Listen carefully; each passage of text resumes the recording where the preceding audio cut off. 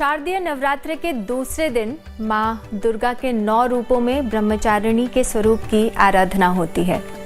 माँ ब्रह्मचारिणी को तप और वैराग्य की देवी माना जाता है। माता ब्रह्मचारिणी के पूरे मनोभाव से पूजा करने पर भक्तों को त्याग, तप, वैराग्य और संयम प्राप्त होता है। देवी ब्रह्मचारिणी के स्वरूप की बात करें तो उनका स्वरूप श्वेत वस्त्र में लिपटी हुई कन्या का है। माँ के हाथों में अष्टदल की माला और दूसरे हाथ में कमंडल होता है।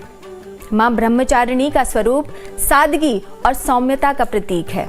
ब्रह्मचारिणी की पूजन के दौरान किस मंत्र का जाप करना चाहिए और क्या सावधानियां रखनी चाहिए, जो जानना आपके लिए भी बहुत ज़रूरी है। इन सारी बातों के लिए विस्तार से हम चर्चा करेंगे और जानकारी देने के लिए हमारे साथ 2 बेहद खास अतिथि हैं, डॉक्टर नीति शर्मा और प्रणव शास्त्री जी। मैं इनका आभार प्रकट करती हूँ और वेलकम करती हूँ लाइव टाइम्स में। तो शास्त्री जी, नीति जी, आपका बहुत बहुत स्वागत करती हूँ लाइव टाइम्स में। तो जो दूसरे दिन की जो माता है हमारी माँ ब्रह्मचारिणी, उनके स्वरूप के बारे में आप कुछ बताइए नीति जी। या देवी सर्वभूतेषु ज्ञान रूपेण संस्थिता नमस्तस्यै नमस्तस्यै नमस्तस्यै नमो नमः। आप सभी को नवरात्रि के दूसरे दिवस की हार्दिक शुभकामनाएं। माँ ब्रह्मचारिणी, ब्रह्म का अर्थ है ये पूरा ब्रह्मांड, अनंत, असीम, जिसका ना आदि ना अंत, और चारिणी का मतलब है गतिमान। ये ब्रह्मांड में जो ऊर्जा निरंतर गतिमान है, उसी की प्रतीक माँ ब्रह्मचारिणी है। तपस्या, त्याग और आपके सेल्फ कंट्रोल को माँ का ये स्वरूप दिखाता है। माँ बहुत कामनेस में, एक प्रकार से शांति की और ज्ञान की प्रतीक मानी जाती हैं। सफ़ेद वस्त्र माँ ने धारण करे हुए हैं। देवी ने घोर तपस्या करके इसी रूप के उपरांत महादेव को वर के रूप में उन्होंने वरण किया था। कहीं ना कहीं आपके जीवन में अंततः ज्ञान को, उस असीम ज्ञान को जिसको आप बाहर ढूंढ रहे हैं लेकिन वो आपके अंदर ही विद्यमान है, उसको माँ ब्रह्मचारिणी दिखाती है। उस ब्रह्मांड की ऊर्जा से आपको कनेक्ट करती है, उस असीम शक्ति को आपके अंदर अनुभव करवाती है। त्याग और तपस्या के मार्ग पे चल के कैसे आप अपने संकल्पों को, अपनी इच्छाओं को नियंत्रण में ला सकते हैं, माँ का ये स्वरूप आपको उसकी ओर प्रेरणा देता है। माँ के इस स्वरूप के पूजन से, पाठन से आपके जीवन में त्याग का भाव आता है। आपके जीवन में कठोर परिश्रम का, निष्काम सेवा का भाव आता है।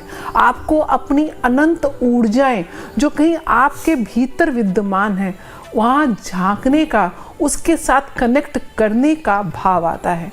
माँ की पूजा के लिए सफ़ेद रंग को विशेष रूप से, जो एक शांति का प्रतीक है, उसकी तरफ ये अंकित करता है। सफ़ेद और पीले पुष्पों से आप माँ की पूजा आराधना करें। माँ को सफ़ेद वस्त्र पहनाएं। आज आप भी लाइट क्रीम कलर के या वाइट कलर के वस्त्र पहनते हैं तो माँ अति प्रसन्न होती हैं। सफ़ेद वस्तुओं का भोग लगाएं, जैसे कि मिश्री का भोग लगाएं या मिश्री से बनी हुई मिठाई का आप माँ को भोग लगा सकते हैं। ज्योतिष शास्त्र में माँ मंगल ग्रह को डिनोट करती है। मंगल आपकी ऊर्जा का कारक है, यानी कि अपनी ऊर्जा को सकारात्मक दिशा में दर्शाने के लिए माँ प्रेरित करती हैं। साथ साथ अगर आप कुंडलिनी जागरण करना चाहते हैं तो माँ स्वादिष्ठान चक्र को, जो आपकी नाभि के नीचे है, उसको डिनोट करती हैं। इस चक्र को जागृत करने के लिए वम की ध्वनि से जब आप अपनी ध्वनि निकालते हैं, उच्चारण करते हैं, तो आपके जीवन में और आपके ध्यान में केंद्र का भाव आता है, फोकस बढ़ता है, त्याग का भाव आता है। अपने ज्ञान को जागृत करने के लिए आप इस ऊर्जा का जब संचारण इस ध्वनि के साथ करते हैं तो आपके जीवन में स्थिरता का बोध होता है। माँ की पूजा से आपके जीवन में जो भी नकारात्मक ऊर्जाएं आपको डिस्टॉर्ट कर रही हैं, आपके फोकस को बदल रही हैं, आपको अपने और से, अपने सही दिशा से ध्यान जो है भटका रही हैं, माँ के स्मरण से आप उस ध्यान की तरफ और उसके प्रति गतिमान होते हैं और अपने जीवन में अपने निर्धारित लक्ष्यों को शीघ्रता से प्राप्त करते हैं। इसलिए माँ की आराधना आपके अंतःकरण में झांकने के लिए बहुत आवश्यक ज़रूरी है। बिल्कुल सही कहा आपने। तो शास्त्री जी, अब मुझे बताइए कि माँ ब्रह्मचारिणी को ऐसा क्या भोग लगाएं कि माँ प्रसन्न हो जाएं एकदम से, और वो जो भी अपने भक्त हैं उनकी जो भी इच्छाएं हैं उनको सुनते ही कहें तथास्तु। बिल्कुल, सबसे पहली बात तो माँ ब्रह्मचारिणी के लिए जो भोग की बात है, भोग लगाना बड़ा ही उत्तम कार्य होता है और उनके पसंदीदा भोजन की व्यवस्था और भोजन भोग बनाना बहुत ही प्रिय होता है। ऐसे में हम माँ को जो भोग लगा सकते हैं वह गुड़ से बनी किसी भी चीज़ का आप भोग लगा सकते हैं, या मिष्ठान मिश्री का भोग भी लगा सकते हैं, वाइट रंग की चीज़ों का भोग भी लगा सकते हैं।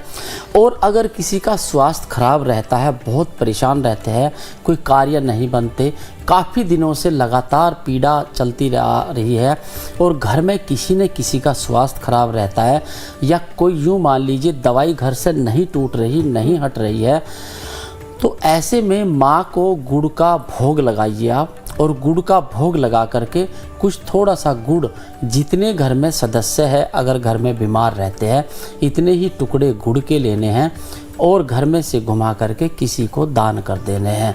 यह करने से भी आपको बहुत लाभ मिलेगा। कहते गुड़ जो होता है वह हमारी जो सूर्य को प्रेरित करता है और उसकी वजह से हमारे घर में जो नकारात्मक शक्ति होती है वो ख़त्म होती है और ऊर्जा हमारे घर में संचार करती है। तो ऐसे में गुड़ का माँ को भोग लगाइए और गुड़ का ही प्रयोग करें आप, तो बहुत लाभ रहेगा। गुड़ अवेलेबल नहीं है तो घर में मिश्री का भोग भी लगा सकते हैं, और मिश्री भी अवेलेबल नहीं है तो घर में चीनी तो होती ही है, तो चीनी का भोग आप लगा सकते हैं। तो यह करें आप, तो भोग का लाभ मिलेगा। अच्छा, माँ ब्रह्मचारिणी का स्वरूप आपने बता दिया, भोग भी आपने बता दिया, पूजा कैसे करें, क्योंकि भोग से पहले पूजा ज़रूरी है, तो वो कैसे करें वो दर्शकों को बताइए। देखिए, सबसे पहले तो सुबह प्रातः काल आप ब्रह्म मुहूर्त में उठिए, स्नान करिए। स्नान में अगर आप अपने स्नान के जल में गंगा जल डाल के स्नान कर सकते हैं तो अति शुभ रहेगा। उसके बाद वस्त्र धारण करके आप पूजा स्थल को भी गंगा जल से शुद्ध करिए और उसको क्लीन करके माँ के स्वरूप को ध्यान में रखते हुए, अगर नवदुर्गा का चित्र है तो अति सुंदर है, नहीं तो दुर्गा का चित्र या दुर्गा की जो भी मूर्ति है उसमें माँ ब्रह्मचारिणी के स्वरूप को ध्यान में रखते हुए उनका आह्वान करिए। या देवी सर्वभूतेषु माँ ब्रह्मचारिणी रूपेण संस्थिता नमस्तस्यै नमस्तस्यै नमस्तस्यै नमो नमः। ओम ऐं ह्रीं क्लीं माँ ब्रह्मचारिणी नमः। इस मंत्र से माँ को आह्वान करिए, उनको बुलाइए, अपने घर में बुलाइए, और उसके बाद उस चित्र को आप गंगा जल से स्नान कराने के बाद पंचामृत स्नान करिए। पंचामृत स्नान कराने के बाद उनको अच्छे से पोंछिए और उसके बाद सफ़ेद रंग या सिल्वर कलर की आप उनको चुनरी ओढ़ाइए। सफ़ेद और पीले पुष्पों से उनको अर्पण करिए, श्रृंगार का सामान उनको अर्पण करिए। आज ब्रह्मचारिणी के चरणों में जो विद्यार्थी हैं वो अपनी पुस्तकें, अपनी नई कॉपी या पेंसिल, उसको भी आप उनसे आशीर्वाद प्राप्त कर सकते हैं, क्योंकि कहीं ना कहीं माँ का ये स्वरूप आपकी एकाग्रता को बढ़ाता है, आपके जीवन में तप को बढ़ाता है, आपके जीवन में संयम यानी कि संतुलन की प्रेरणा देता है। तो जितने भी विद्यार्थी हैं जो बड़े बड़े लक्ष्य अपने जीवन को अचीव करना चाहते हैं, उन लक्ष्यों को ध्यान करते हुए आप माँ का आह्वान करें। उसके बाद दुर्गा सप्तशती का पाठ करें, माँ के बीज मंत्र का पाठ करें। अगर आपने कोई गुरु मंत्र ले रखा है, दीक्षित हैं, तो अपने गुरु मंत्र का भी पाठ करें। दुर्गा चालीसे का पाठ करें और सर्वप्रथम दुर्गा कवच का पाठ करना ना भूलें।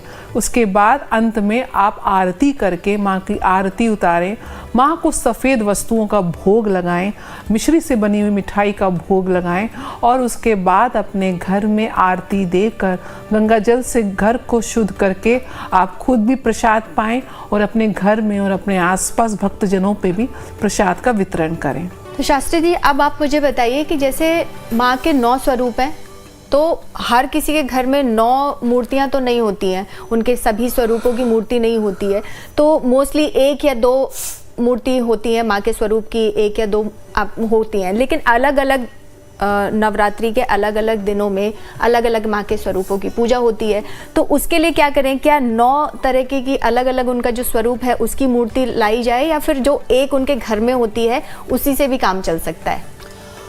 देखिए, बहुत अच्छा क्वेश्चन किया है। इसमें बहुत सारी कन्फ्यूज रहते हैं।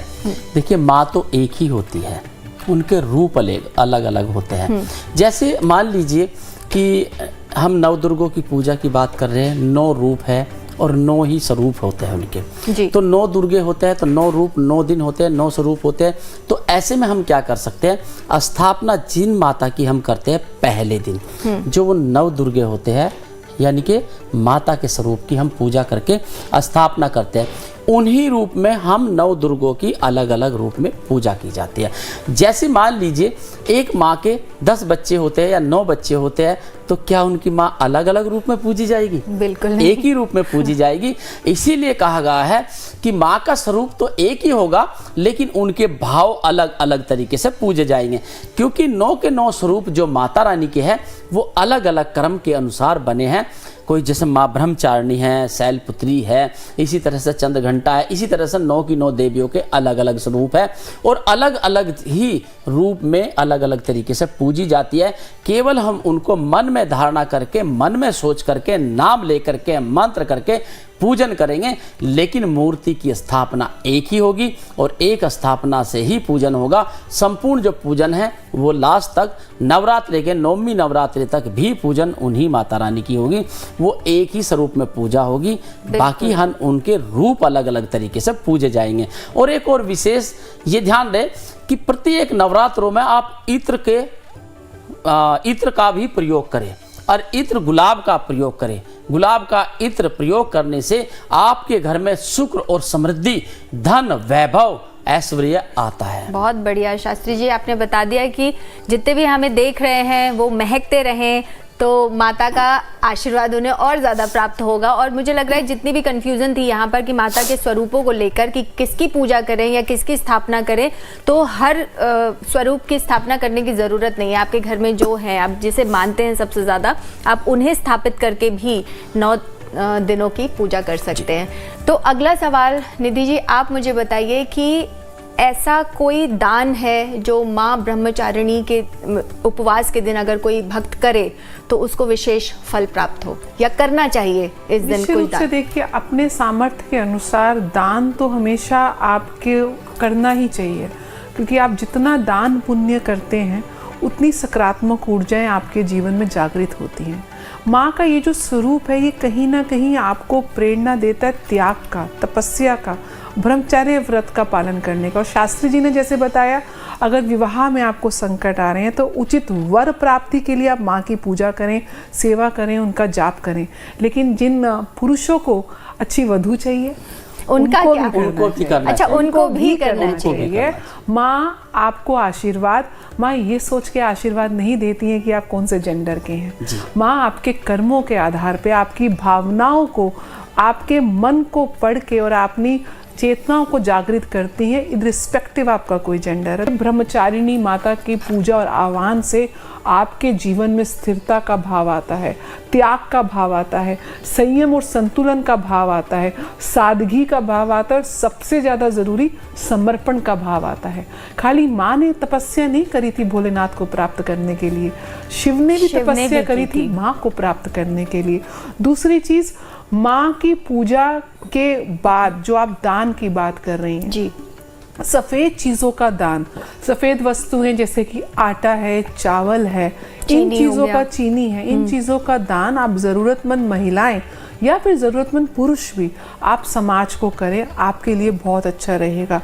जैसे मैंने बताया कि माँ कहीं ना कहीं तपस्या को डिनोट करती हैं, तो जो वृद्धाश्रम हैं या जो ब्रह्म कुमारी हैं या जो लोग बहुत ज़्यादा ब्रह्मचार्य व्रत का पालन करते हैं, उन लोगों के निमित्त भी अगर आप अपनी सेवाएं देते हैं तो माँ की आप कृपा के पात्र बनते हैं। ये तो आपने बहुत अच्छी बताई कि रिश्तों में मिठास किस तरह से लाया जाए। थोड़ा सा समय तो देना ही पड़ेगा, चाहे पूजा पाठ हो या फिर रिश्ते हों। हाँ जी। तो शास्त्री जी, जैसे निधि जी ने कहा कि 10 मिनट निकाल के चाहे घर के मंदिर में ही नहीं आप पूजा कर लीजिए तो वो भी बहुत बड़ी बात है। लेकिन देखा जाए तो आजकल लोग इतने बिजी हैं कि घर में मंदिर तो है लेकिन वहाँ दिया नहीं जलाते हैं वो लोग। तो कभी कभी ऐसा होता है कि महीनों महीनों उस मंदिर की सफाई नहीं हो रही, उसमें दिया नहीं जल रहा, तो उन लोगों के लिए क्या कहेंगे? वो एक दोष होता है, उससे फर्क पड़ता है, नेगेटिव एनर्जी आती है कि नहीं आती है, ये बताइए। बिल्कुल, आपने बहुत अच्छा क्वेश्चन किया। आज के समय में सभी युवा वर्ग क्या स्थिति बनी हुई है, आजकल सब बिजी है।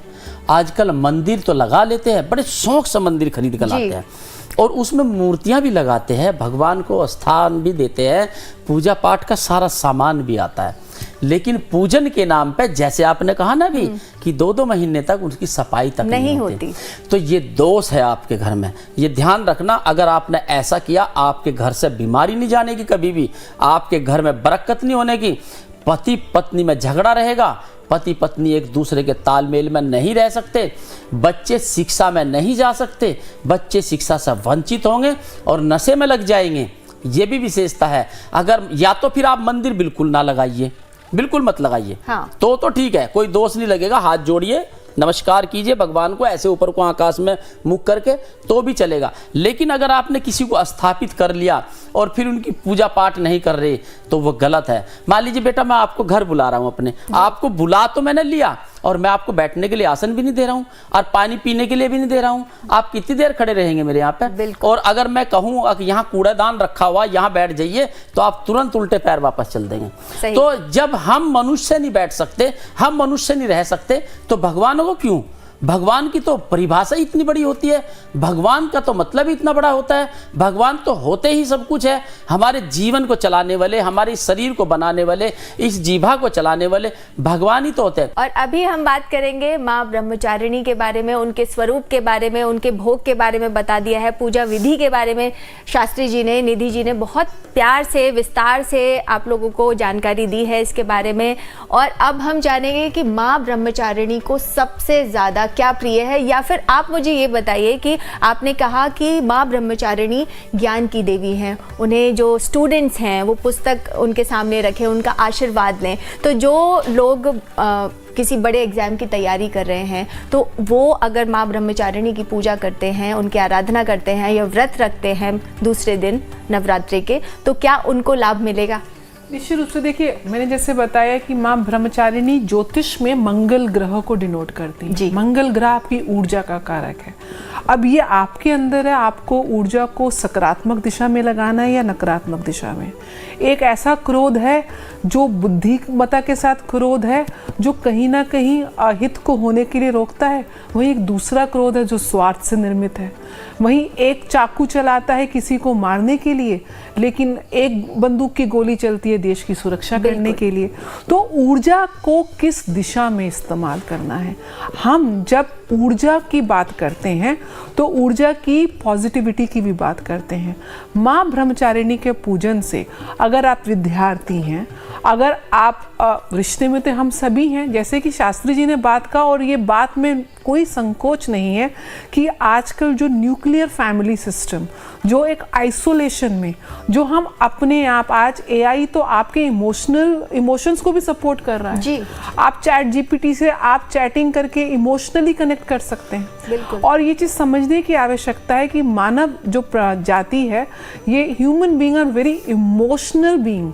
हम लोग भावनात्मक हर जीव होता है, लेकिन इंसान बहुत भावनाओं पे निर्भर करता है। आप अगर अंदर से खुश नहीं है, मन के हारे हार है, मन के जीते जीत। हम सोच लेते हैं कि जीवन के सुखों को, मटेरियलिस्टिक चीज़ों को पाने से आपको परम सुख की प्राप्ति हो जाती है। नहीं, ऐसा बहुत लोग देखेंगे जिनके पास सारी सुख संपदा है, घर परिवार है, लेकिन अपने अंतःकरण से वो दुखी हैं, डिप्रेशन में हैं, नींद की गोलियां खाए बगैर उनको नींद नहीं आती है, रात रात जागते रहते हैं। तो ऐसा क्या है जो आपको मन की शांति मिले? ब्रह्मचारिणी माता की पूजा से आपको प्रेरणा मिलती है उस शांति को प्राप्त करने की, उस आनंद को प्राप्त करने की जो शाश्वत है। आपके जीवन में चाहे घटनाएं अच्छी हो रही हैं चाहे बुरी हो रही हैं, लेकिन आप जो हैं उससे विचलित नहीं हो रहे हैं। उस स्थिरता की तरफ माँ की पूजा आपको प्रेरणा देती है। माँ खुश होती हैं आपकी सादगी और समर्पण से। तो माँ की पूजा से किसी भी क्षेत्र में, चाहे वो एजुकेशन का क्षेत्र हो, चाहे आपका प्रोफेशन हो, चाहे आपकी व्यवहारिक कुशलता हो, या आपके जीवन में जो संबंधों में जो एक स्वार्थ की भाव की वजह से जो आपके संबंध विच्छेद हो रहे हैं, आप कनेक्टिविटी आपकी नहीं बन पा रही है, आप उसकी तरफ आपको प्रेरणा मिलती है। शास्त्री जी ने बिल्कुल सही बोला कि आप माँ की पूजा के साथ साथ व्यवहार कुशल होइए। आप अपने मोबाइल से आप 7-7, 8-8 घंटे स्क्रीन टाइमिंग एवरेज टाइमिंग है। आप किस तरीके से उस भ्रम जाल में, राहु कहीं ना कहीं आर्टिफिशियल इंटेलिजेंस को डिनोट करता है। और तो इलॉन मस्क ने भी कहा है कि mark my words, AI is far more dangerous than anything. आपकी डिपेंडेंसी इस टेक्नोलॉजी पे इतनी हो चुकी है कि आपने अपनी बौद्धिक क्षमता को यूज करना बंद कर दिया है। कहीं ना कहीं उन्हीं बौद्धिक क्षमताओं को पुनः जागृत करती है माँ की पूजा। इसलिए ध्यान, साधना, त्याग और संयम के साथ, संतुलन के साथ जब आप माँ को ध्यान करते हैं, माँ की आराधना करते हैं, माँ के चरित्र को चरितार्थ करते हैं, जीवन में ईश्वरीय जो देवीय स्वरूप हैं। नवरात्रि में माँ की पूजा के साथ हम भगवान राम की भी तो पूजा करते हैं। और भगवान राम को क्या कहा जाता है? मर्यादा पुरुषोत्तम। जब आप अपनी मर्यादाओं का सम्मान करते हैं, मर्यादाओं के साथ जीवन जीते हैं, चाहे आपका पर्सनल लाइफ हो या प्रोफेशनल लाइफ हो, तो निश्चित रूप से आप पुरुषों में उत्तम हो जाते हैं। इसलिए उनको मर्यादा पुरुषोत्तम कहा जाता है। लेकिन ये चेतना माँ की पूजा से उनके जीवन को, उनके चरित्र को अपने जीवन में चरितार्थ करने से ही, जो आप पूजा में ध्यान करते हैं, मंत्र जाप, आराधना, कर्म कांड तक पूजा नहीं सीमित है। पूजा जब तक आप अपने व्यवहार में, अपने चरित्र में ना उतार लें, उस मैसेज को, उस आदर्शवान जीवन को जब तक आप जीना ना प्रारंभ कर दें, आपकी सारी पूजाएं निष्फल हैं। तो उसी की तरफ ये पूजा केंद्रित करती है। निश्चित रूप से माँ को ना केवल पूजा करें, माँ के स्वरूप का चरितार्थ करके जीवन में आप संयम लेकर आएं, त्याग का भाव लेकर आएं, निस्वार्थ का भाव लेकर आएं, और अपने हर चीज़ में, चाहे रिश्तों में, चाहे प्रोफेशनल लाइफ में, फोकस होकर, केंद्रित होकर जब आप उसकी तरफ अपनी ऊर्जाओं को लगाते हैं, तो उसका आपको पॉजिटिव इम्पैक्ट अपने लाइफ में देखने को मिलता है। बिल्कुल, बहुत सही कहा आपने। और मुझे लग रहा है बहुत सभी लोगों तक ये आपका जो खूबसूरत संदेश है, मैसेज है, वो पहुंच गया होगा। और सभी माँ जो ब्रह्मचारिणी की पूजा है वो दिल से करेंगे और अपने आचरण में भी वो चीज़ें लाएंगे जिसकी ज़रूरत है आज के ज़माने में, जो ख़ास तौर पर जो इतनी बिजी लाइफ है और इतनी धोखाधड़ी वाला जो ज़माना हो गया है, उस टाइम पे बिल्कुल मन को साफ रख के आप माँ की पूजा करें, आराधना करें। और हमें यकीन है, और जैसे कि आपने कहा कि माँ ज़रूर आशीर्वाद देती ही हैं अपने बच्चों को, क्योंकि ऐसा तो हो ही नहीं सकता कि बच्चे किसी चीज़ की ज़िद करें और माँ अगर वो हित में है, हाँ, अगर वो उनके हित में है और माँ उसे पूरा ना करे, तो ऐसा हो नहीं सकता। बस आपका दिल साफ होना चाहिए। तो आपने माँ ब्रह्मचारिणी के स्वरूप की बड़ी खूबसूरती से यहाँ पे उनका वर्णन किया है, पूजा की विधि बताई है, मुहूर्त बताया है, और भोग और कलर सब आपने अच्छे से बता दिया। मुझे लग रहा है कि दर्शकों को भी जितनी भी कन्फ्यूज़न होंगी तो वो भी क्लियर हो गई होंगी। तो इसी के लिए मैं आप दोनों का बहुत बहुत तहे दिल से धन्यवाद करती हूँ, और लाइफ टाइम्स के साथ जुड़ने के लिए आपका बहुत जय माता दी। जय माता दी।